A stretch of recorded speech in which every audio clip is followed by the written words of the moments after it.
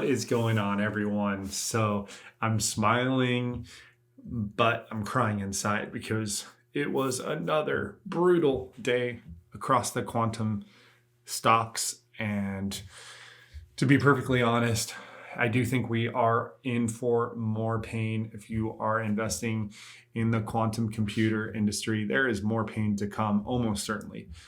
There's a few bright spots in the future where we're going to have earnings. We've had D-Wave CEO very bullish on his earnings. He said in his interview on CNBC, he's eager to share. Take that as you will. We also have Rigetti CEO, and he's going to be doing a fireside chat tomorrow morning. I'm very much looking forward to hearing what the CEO of Rigetti has to say. Hopefully he can come out and kind of have a strong position. I think he just needs to really have a strong message and restore some faith in investors at this point in the process. And for those of you who are following the channel and kind of understand my thinking, as I see these prices come down, I'm looking at it as potentially a buy opportunity. I want to keep watching price action, and we'll see. We've been in a really weird kind of bearish market for the last 4 or 5 business days, and we haven't really seen what these quantum stocks are going to do in a true bull market. Will they have a little bit of rebound, or will they continue to sell off? We will see. But the biggest drag on the quantum sector as a whole is now we have Mark Zuckerberg, who's come out on the Joe Rogan podcast and said quantum is 10 plus years away. So I'm going to give my analysis here on the video, and we're going to talk a little bit more. We're going to look at price action for the quantum stocks, and let's jump right in. All right, let's have a listen to Mark Zuckerberg in his recent interview on the Joe Rogan Experience. Much of this you can actually be able to do on a pair of glasses or on a phone versus is like a government or a company that has like a whole data center going to be able to do. And it'll always get efficient. So, it's like you can start doing something and then maybe the next year you can do it 10 times more efficiently. But that's certainly the next set of things that needs to get worked on in the industry, making sure that goes well.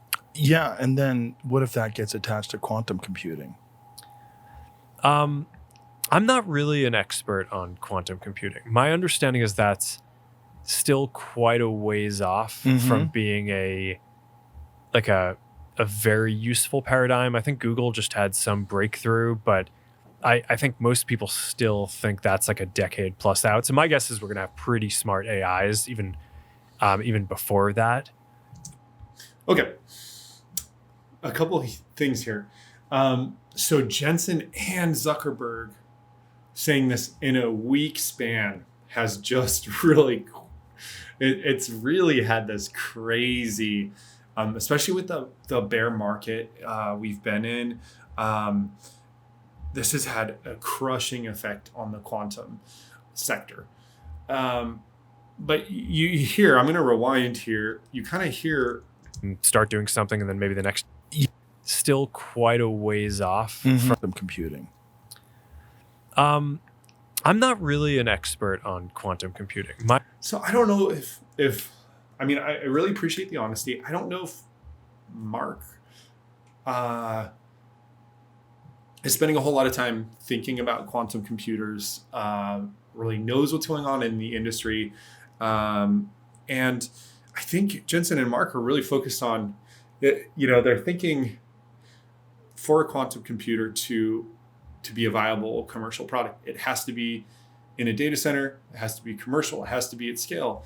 But when we actually look at what the industry leaders are saying, like IBM, Microsoft, IonQ, you can look on the video on my site where I do a deep dive into it. You can hear directly from the industry itself. They're not saying 10 years. They're not saying 15, 20 years. They're saying now, today.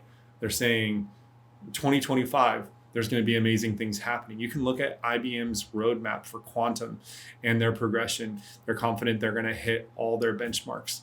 And then you look at even a little bit deeper than just the quantum hardware. Okay, we're still in the early stages of developing quantum software and applications. And you heard from IONQ that the hardware is getting so good that now software is starting to become a push, and they're opening up frameworks so that people can start taking advantage of. I mean, it's literally they're calling it the quantum advantage, and IBM and Microsoft are saying the quantum advantage is today. It's just like I'm recalling from the deep dive that's all on my channel. The quantum advantage is essentially like the AI advantage or the .com advantage. The company that positions itself to take advantage of it will greatly benefit from it. And that's where it gets a little dicey, right? When you have the biggest tech leaders in the world and these huge multi-trillion-dollar companies, and the conversation is so much more nuanced than it's 10 years away. There's many, many, many different domains in quantum software and hardware. And we're going to see varying rates of adoption and acceleration across those domains. And mark my words, that is not going to be 10 years. You're going to be hearing about this more and more and more. Technology has a way of exponentially growing and exploding. And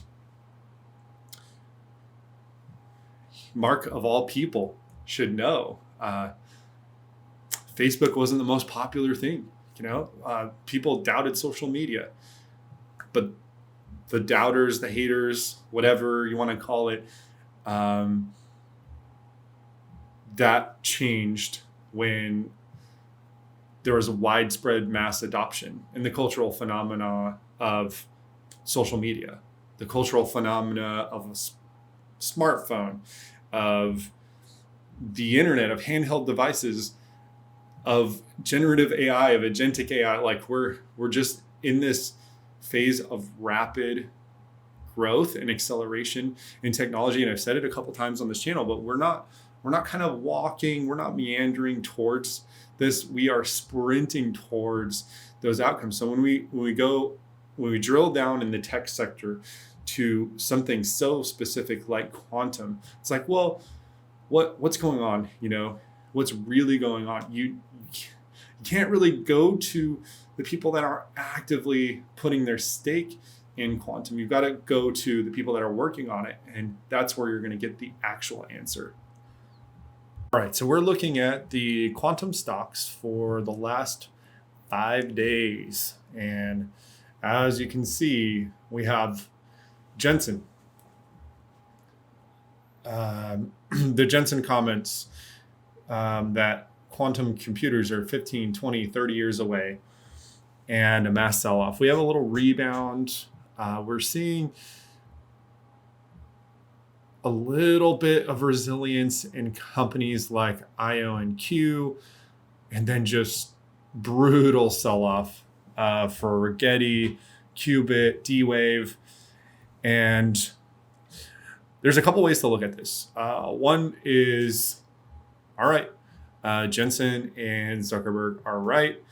This is nowhere near maturity as far as technology. This is a waste of money. There's better opportunities in the market. Another way to look at it, and the way I personally look at it, is that this is a market overreaction. We have lots of promising things coming up in the quantum computer space, lots of catalyst potential, both known and unknown. So we have D-Wave CEO, very excited to share earnings. We have Rigetti tomorrow doing a fireside chat that's available to investors. And we have some catalysts. Now, in the near term, I see this price action continuing. And my personal strategy is we've been in a rough bear market, especially for risky investments and risky tech focused stocks. Now, when the market shifts to more of a bull run, which we'll see when that happens, it's been a bit of a painful run here. Some of these stocks could post a little bit of a recovery.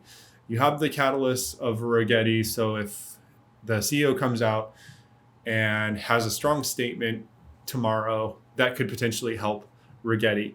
I do see a lot of these, all these stocks are kind of connected. So one success in quantum is a boost for the whole sector. And right now the sector is not doing very well. So you can look at it one of two ways. One is that quantum computers are just not a thing and quantum computers won't change the world.